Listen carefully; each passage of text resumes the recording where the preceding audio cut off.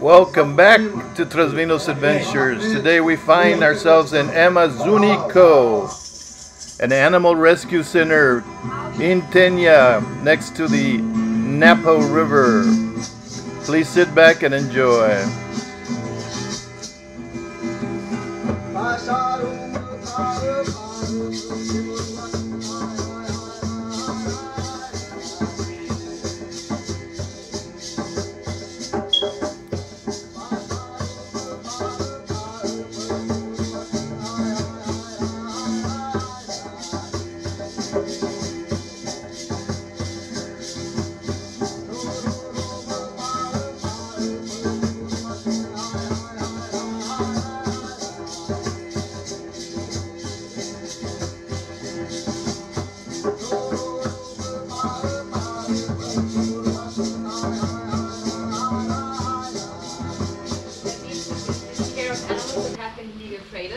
So a lot of animals that are naturally living in the Amazon rainforest end up with humans as pets, as tourist attractions or zoos, because people just like them, because they're very pretty, very cute or anything like that. And this is illegal. It's illegal because the animals, first of all, belong there, and second of all, they're very important for the Amazon rainforest. And if the Amazon rainforest doesn't have those animals, it cannot exist that way anymore. So we take care of those animals, and because it's illegal, the Ministry of Environment takes care of that. And if somebody calls police because they, for example, see a snake somewhere, or see somebody has a monkey as a pet or anything like that, the police gets out there, gets the animal, and brings them to a rescue center like ours, which is very nice and very unique in this country. In, for example, Peru and Colombia, the rules don't exist, so we are very fortunate that we are here and can exist like this. And the animals in often cases come in very bad conditions. So they were living in cages the whole life, they have never seen animals, so you can imagine that they have health problems. So first of all, we always check the animals. So our veterinarians take care if their body is good, if, for example, a bird can fly, if a monkey can climb, and so on. And then we basically need to check if we can release the animal or if we can't. Our goal, of course, in the end is to release every animal back into the wild. Sadly, that's not possible because of the reasons I just told you. So a lot of animals come here and they have, for example, depression, social anxiety, are unable to get food, or anything like that. It's similar to the situation when we were in quarantine during the COVID pandemic. You sit at home and couldn't do anything. You waited for your friends, you couldn't go outside, you couldn't talk to anybody. That's the same way those animals feel, just the difference is we came out of there. We had it for 2 years. Those animals are mostly experiencing the whole life, they don't have the hope to get out and they don't have a phone. For me, it helped a lot that I can call my friends. They can't do that. And the sad thing is that they really lose all their natural instincts in a lot of cases. They really cannot exist in the wild anymore. They would just die. So we really need to be careful in what we observe and what we can do and what we can't do. So we exist in 30 years, and fortunately, fortunately, yes, we could release about 50% of all the animals we got, which is very, very good. But still 50% we couldn't release because they're too used to humans, because they're too humanized or herded anyway. But in the lucky case that we can release an animal, we do that in the forest we're in right now, because we're part of Tena Ecuador. And Tena Ecuador is an organization which brought 2,000 hectares of forest 30 years ago, and this forest is protected. There's nobody hunting, there's nobody plugging out plants, so the animals that are here are totally safe. That's why we release them here. We also have camera traps and forest guards which walk those forests every day, so that we just can be sure that our animals still exist. In the other case that we cannot release an animal, we have to keep them here and try to give them the most respectful life we can. So for example, we give them very big enclosures, we give them natural diet, or as natural as it gets, and we don't give them any contact with us humans, because that's not the natural thing. We want to keep them with their species, as natural in the nature, so we only give the food and feed.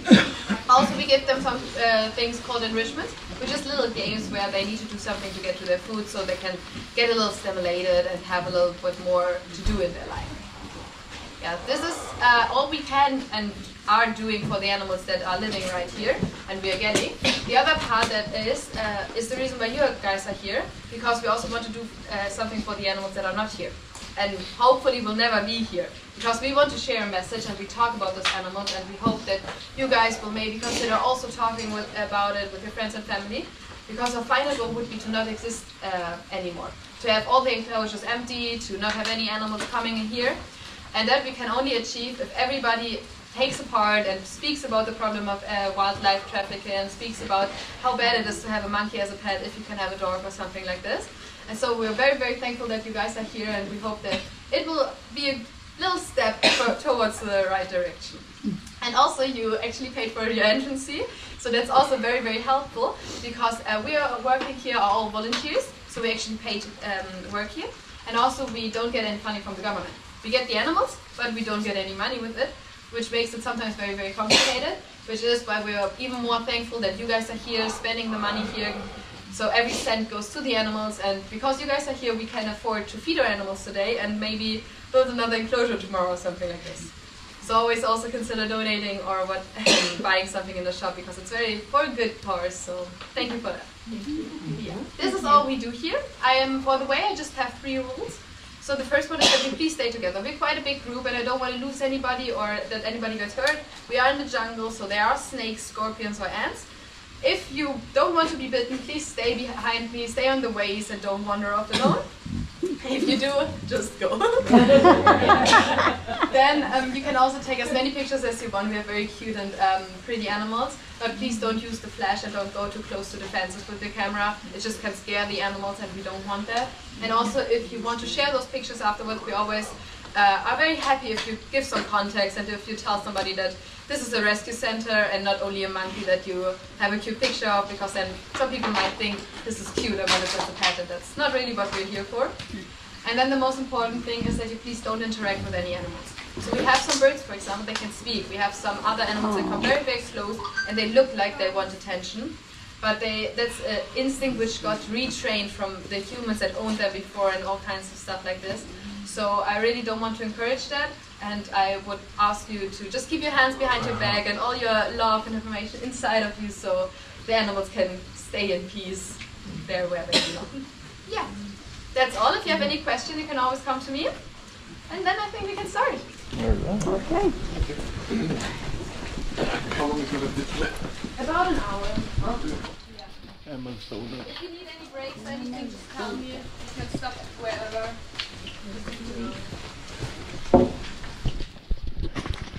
Inside the animal reserve.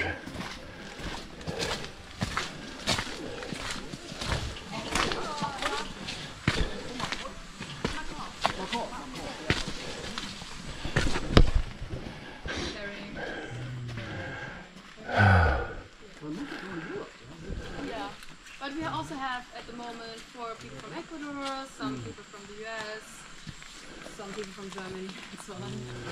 Yeah. We'll come to the next animal. If you look over in the left corner, the far left corner, you can see an agouti. An agouti that is like a little rabbit kind of thing, small. It is related to the capybara. That's something you know. And, he came here from a mini zoo in a group of 4 other ones. And those mini zoos. There's modeling with that. There's one up there too. Sleeping. There you go.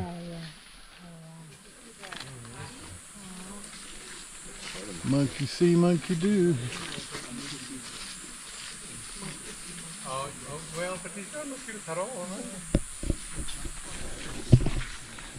Peccaries. Javelinas. We have the javelina in Texas. It's a peccary. Peccary. They're like little pigs.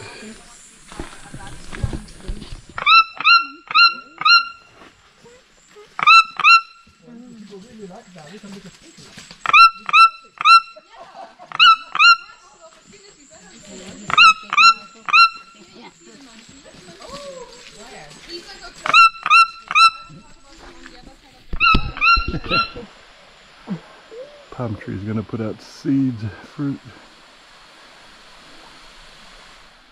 Oh man.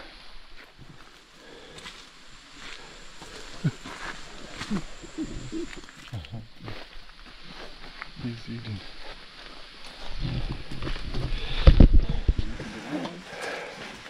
There you go. Looking for a way out. Yeah, it's a type of lemur. It looks like a raccoon too.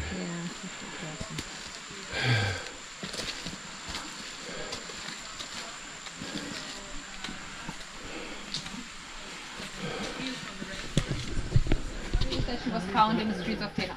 That's all that we know about her past. But we know that there is more to the story. We know that you okay? Yeah. That she was probably a pet or living with humans or anything, because she's not behaving like a normal snake. We get a lot of snakes, and normally we can release them very, very easily, very quickly, because they have instincts. They're reptiles, so they know how to hunt. They know how to hide. Sadly, this snake here doesn't know that. She doesn't have the natural hunting instinct that it takes, so she doesn't really hunt. Yeah, in the beginning we actually put in little chicks or little guinea pigs to train her to see it. Yeah.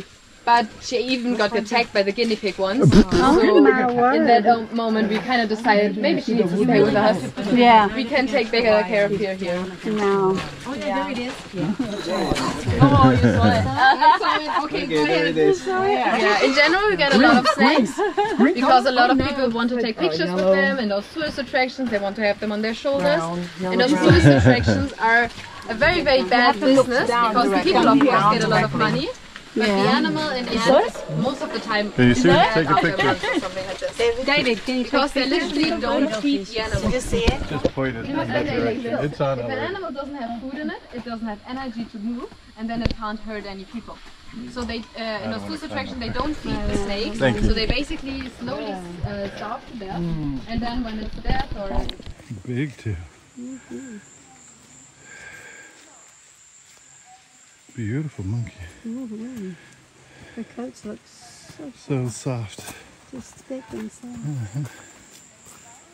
The fungus on it. That's amazing.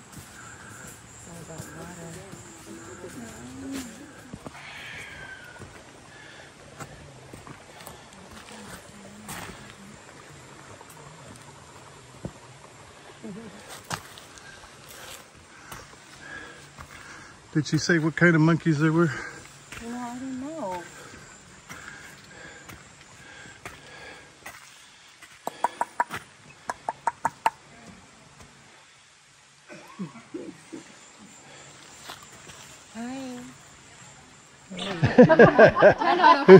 Who's gonna miss a few tourists? I was like, whatever. There's more tourists coming anyway. The monkey runs around in this side too. Oh, yeah? No, they won't get in the water. They don't? Oh, they don't? Really? Okay. Yeah, this is for me. But I like giving food. It's always exciting to share them.